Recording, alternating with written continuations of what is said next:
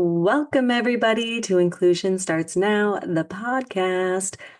Today, we are going to talk about something a little bit different because, well, we're going to talk about my dog. We got a dog, and if you have had a conversation with me in the last about decade, uh, you, and if we talked about animals, you probably thought that I didn't really care for animals very much. Um, or you have had a conversation with me about how I do not want a dog. Um, so we're just going to talk about it here because I feel like I had a lot of really good conversations and I really want more people to hear about this because there's not like studies done on these topics and I feel like there needs to be studies on these topics. So, we are going to talk about my dog. First, I was thinking, I don't know if this is ironic, a brand, whatever. I have a cat, my cat tarot card reading. I was thinking of putting the question out there first, and then we're going to get to it at the end. I know, really exciting stuff.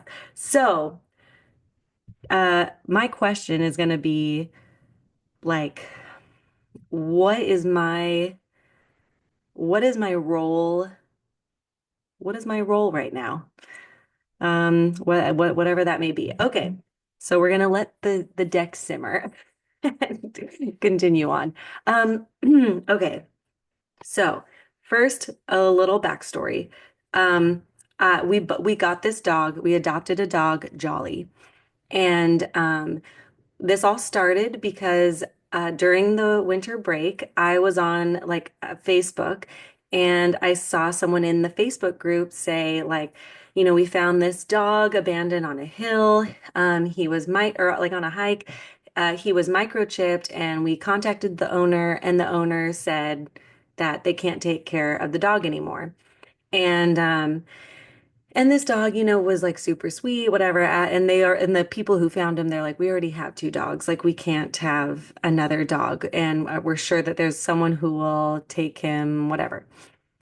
And he was little. I want to say like a year old, black lab, something. I can't remember. Um, so I reached out and I was like, you know what? We have two small kids. Like, we'd love to meet the dog and see how that's gonna go. And the lady said yes, and so we met them, and the kids were like they just didn't they're really little. They were like, cool, and then like ran away. And then we're trying to like talk to them and, figure out how the dog's doing and, how long have they been abandoned? Do they have any anxiety, whatever. And the dog was super sweet and it was really adorable. We really liked him. And I was like, okay, we're gonna think about it in the car. We'll get back to you. So we're in the car, and my partner, my Josh and I are like, you know what? I think we do want a dog. Like, yeah, okay, let's do it. But we had these two trips coming up, and so I was like, we're gonna get this dog and then go on two trips. And this lady was like, we can watch the dog for you. The dog's already comfortable here. And I was like, okay, that kind of works then. So then I called her and I left a voicemail that was like, we really love the dog. We're just like still a little like hesitant doing it, like, but we would love to give this dog a home, unless like someone else comes along and like is dying for the dog. Like, we understand if it's not going to be us. And Josh was not happy that that was the voicemail that I left this lady. And he had a good point because the next day the lady was like, this whole story happened with this other family. They really wanted the dog. All these things kept happening that were like, I don't just like, their tire popped and all this stuff.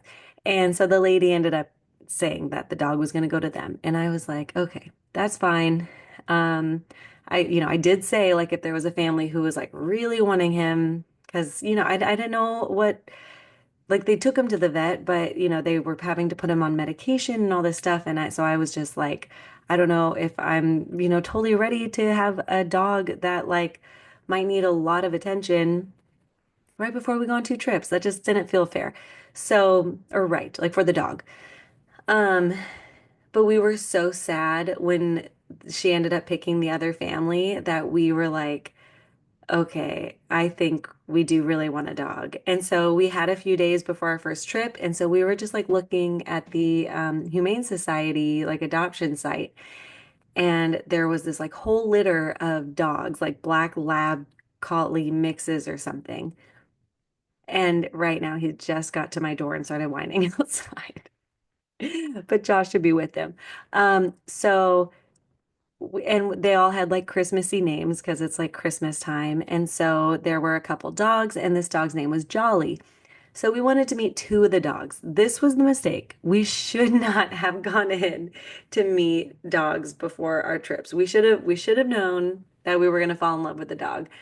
So we meet Jolly, and it goes great. Jolly, a black lab, like 10 months old. And we meet him, and he is just like the sweetest dog. And we have our two kids to make sure that they all get along, and like he's kind of playing with them, but not even like with open mouth. Like, like my youngest wanted him to chase him, and the dog was like, yeah, yeah. And like, well, okay, he didn't talk, but that's how it sounded in my head. And so Jolly was like kind of chasing after my 2-year-old, but like in a very protective, cute way. And he did really well with my older child. And so we were just like, oh man, like we really like this dog. And then we met one of its siblings, and like that one seemed a lot more afraid of us. Like, I don't know, maybe the kids thing. It was just like really shy and was like staying near the person, like the worker, who brought the dog out to us. And then Marla, oh, I don't usually say my kids' names. And then my oldest started crying and like started getting really panicked. And I was like, whoa, that is like a totally new like behavior from you for dogs. And so I'm like, you know what, that one just that didn't work out. There wasn't, it wasn't working. And so Jolly, we obviously fell in love with Jolly. And so then the next day, they were closed, and we did not get Jolly at that second, but we were the whole day, Josh and I were just like, are we really gonna do this? Like, what are we gonna do? We have these two trips coming up, and they can't put a dog on hold for you at the Humane Society, and it's Christmas. And so everyone's like, a lot, like even the workers at the Humane Society were like, we have a lot of adoptions the week after Christmas because people get dogs for Christmas. And I'm just like, dude, dang it. Like, why did we come in here and fall in love with this dog? So we decided the next morning we went like right when they opened and adopted Jolly. And we had nothing. Like I was buying a crate on like a kennel thing on Facebook Marketplace. Like we went to the humane, like when we got to the adoption place, we're like buying food and snacks and a toy. Like we had nothing. Josh went to Costco and Petco. We had to get him all these toys and dog beds and food and just everything. And so we were like, I would just went full force full into it. And every time someone sees the dog on our in our neighborhood, they're like, "Oh, whose dog is this?" And we're like, "It's ours." And most people are shocked because we're like, "Yeah, we do have talked so much about other aspects of our life and never talked about getting a dog, and here we are." Um, but a lot of the pros that came out of it was, well, first I said I really wanted to make myself walk outside more this next year. We've now been in the PNW for 2 years, and the winter is winter. It's dark and wet, and it is not very motivating to get outside. And so this definitely is motivating that, I don't want to keep the dog cooped up in here. So we've been going outside like on 1 to 2 walks a day. And and it's definitely been like, oh, it's 4:30. I got to get out right now before it gets too dark. So I can't imagine like how nice it's going to be doing summer walks with Jolly. But it's been really nice to have a walking companion who also really needs the walks. So it's really been good for both of us. Um, yeah. Okay. So wait, where was I? What was I going on with that? So we thought, oh yeah, we also had to make sure that we had people to watch Jolly on the times that we were gone. And we did. Everything went pretty well. The last day that he was with that one of our friends, he ended up tearing up a lot of our kids' toys. And our friend told us while we were on the flight flying back home. Um, and so we got to prepare our kids and we told them, we're like, okay, just to let you know, like, Jolly is still a puppy. He's now 11 months. But he's a puppy and our friend told us that he did rip through some of your guys' toys. I don't know which toys. I don't know how many.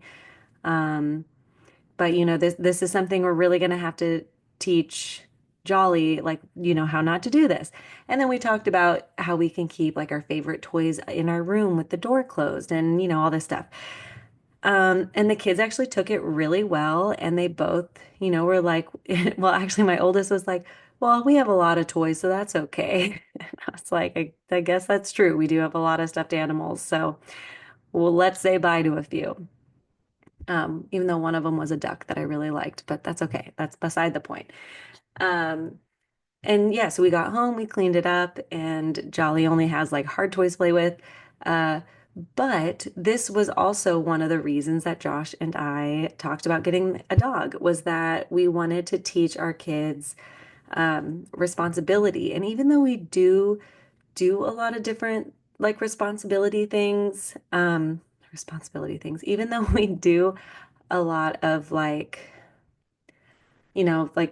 I don't call them chores. We're just like, oh, hey, you're done with your food. What do you do with your thing? What do you do with your plate? Or like, hey, let's put those in the dishwasher. Or hey, you want to help me clean this? Or like, look, oh, there's a spill. Let's get the vacuum. Like we already do a lot of stuff like that around the house to just like normalize that this is our house that we're all living in. So it's like we all work to do it to keep it clean together. Um, but having Jolly has been a really big one of like, this is someone else that we're taking care of in the house. Like Jolly's now a part of our family, um, which I feel like has been really good for them to see. Even though I talk very differently to Jolly, where I mean, not a lot. Like I do talk a lot to Jolly, like I talk to my kids, unless he does something he's like not supposed to. So like when he jumps onto the table or something, and I'm like, down, Jolly, down. And then my oldest has started like saying that to the youngest, and I'm like, okay, no, I don't talk like that to you guys. Like that's more of an animal command. And so we get to talk about the difference of like training an animal versus like educating a child. Because I am very against people talking to children like they are animals, like they're trying to train animals. Two very different things. Woo, okay, long-winded story to get me to what really changed my mind into getting a dog. So, I was at TASH in New Orleans, like a month ago, and I met these two women, and one of them, they're sisters, and one of them, she's like a professor or something, she's whatever. On the side, she trains service dogs. And we were talking about it, and she was just saying like how like she would love to hear the statistics, or she would like to get data on what, oh my gosh, she'd love to get data on like suicide prevention with like animal support. Um, and then because she really believes that when people have animals, whether they be service dogs or just a dog or cat or whatever pet companion, their likelihood for suicide decreases. And she said this because pets and animals usually love unconditionally, and you can get mad or, put them outside because they're not listening, and then you bring them back inside, and they're just like, "Oh, yay, you're here, I love you." And and I thought that was really interesting because I've thought a lot about how people just like love animals so much. And I'm sure someone who's listening to this is going to hate that I'm going to say this, but because this is probably an unpopular opinion, but I really don't like it when people say that they will always cry when an animal dies in a movie, but they don't care when a person dies in a movie. That makes me really sad for just like humanity in general, that like, of course, whatever, love animals, but like also find ways to love people because there are a lot of really great people out there and who will love you unconditionally. Uh, I guess you just got to find them.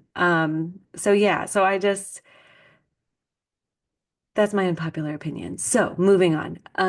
But yeah, so I was thinking that like, that unconditional love from an animal is really nice. And like, what a good thing to have in a home. And like, also kind of, I also went the educational route of like, this is going to be really helpful for my kids to like watch, train a dog, like clean up after a dog. Like a dog gets sick, like we have to take care of them. How are we going to do that? And then, the life cycle of a dog is gonna be quicker, hopefully, than the life cycle of like our family. And so it's like, I mean, I remember my first dog dying and it was super sad. And it was just one of those, I mean, but I mean, and I still wanted more dogs. I mean, I grew up with a bunch of animals. Um, so I just feel like it's a lot of good life lessons in uh to give to my kids, I guess. So, okay, so the lady was saying that she believes that it decreases the rate of suicide because people are getting that unconditional love, and then a lot of people will second guess and be like, well, I can't like not be here because then who's going to take care of my dog? Like who's going to like, you know, who's going to give my dog the love that I give it? Which is, I think, something that we just shouldn't take lightly. Like I don't th I think her opinion has a lot of like merit behind it, but it also is like I think that's a really sad um like problem or challenge that we have, that people are feeling more unconditional love from their animals than other people. And it made me even think about like people not wanting to have kids and they're like, oh, I'm just going to screw them up or the world's going to screw them up or something.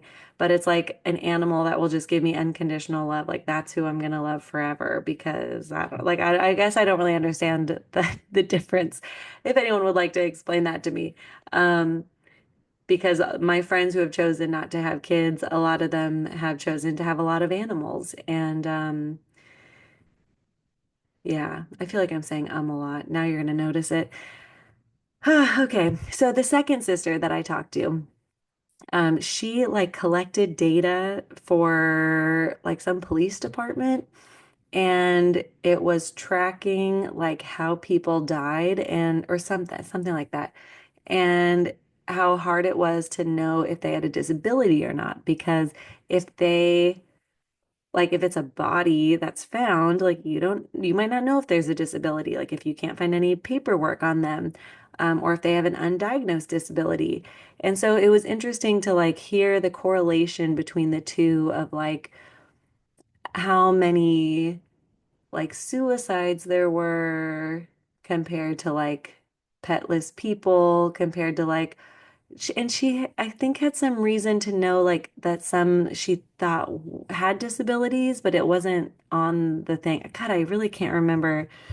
I should have probably done this conversation like a while ago, like right after I talked to them and then got their numbers so I can have them on my podcast, but I don't even remember their names. But it was just such a good conversation that just made me think like, I kept telling people the second Josh and I were engaged, I remember someone saying like, "Oh, are you guys going to get a puppy to practice?" And I was like, "No.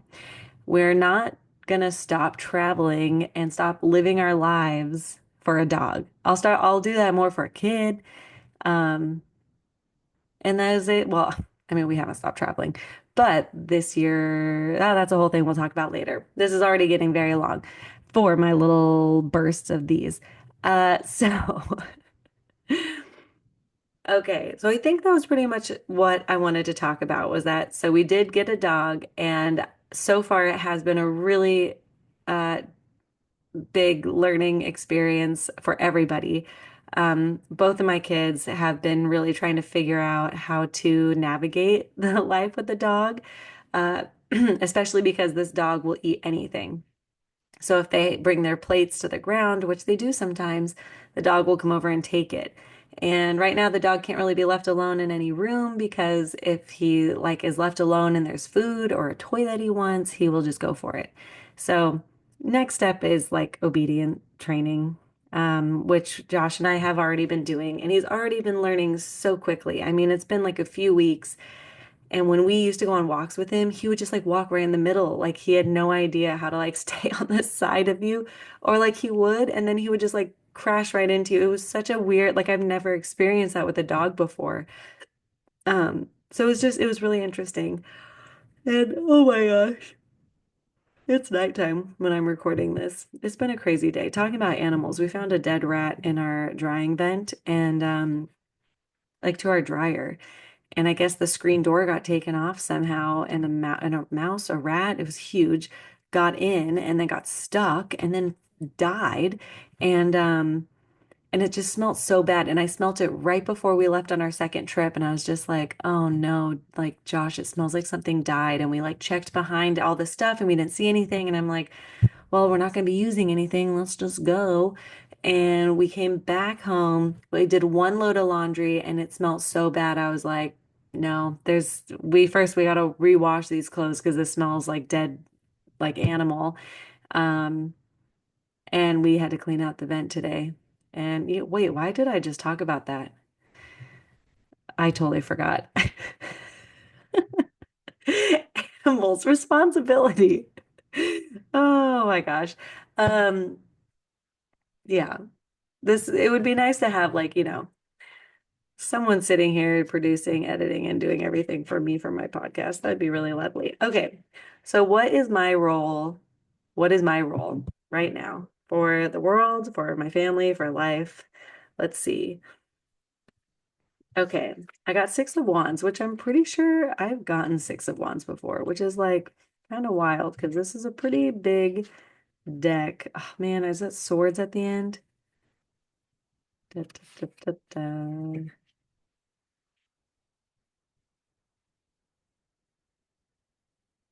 Wands, here we go. Okay. Six of Wands, Six of Wands. So I did flip it reversed. And it does say lack of confidence, failure, and I am definitely feeling those emotions right now. Confetti flows through the air, a victory wreath as your crown, time to celebrate, hooray for you. Um, I am, yeah. Okay, you did it. This is a moment of triumph and success. Be proud of what you have accomplished so far, but understand that there is more work to do. It is time to celebrate, but keep going.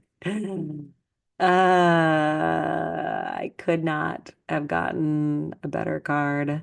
Wait, but what was I saying? Oh no, I said, what's my role?